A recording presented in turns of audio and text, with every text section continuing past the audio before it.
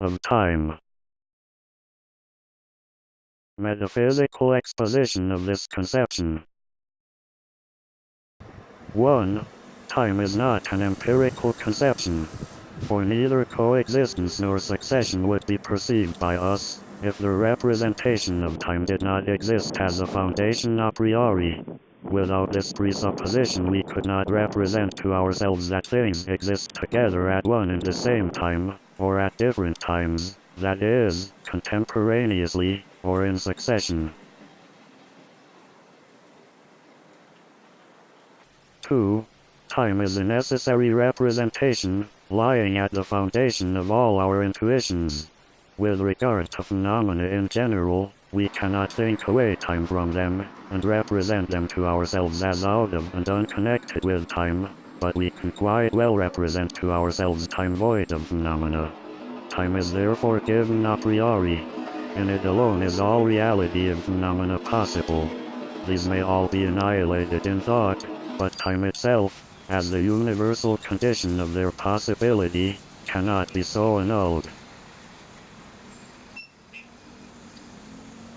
3.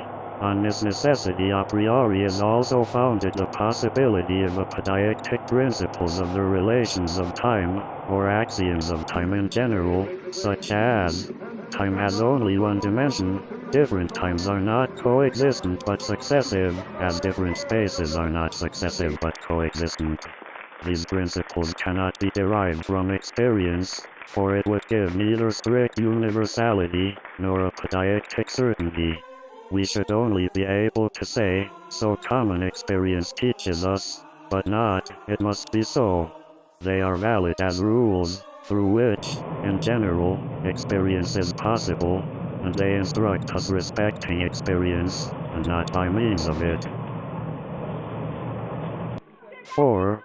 Time is not a discursive, or as it is called, general conception, but a pure form of the sensuous intuition. Different times are merely parts of one and the same time. But the representation which can only be given by a single object is an intuition. Besides, the proposition that different times cannot be coexistent could not be derived from a general conception. For this proposition is synthetical, and therefore cannot spring out of conceptions alone. It is therefore contained immediately in the intuition and representation of time. 5.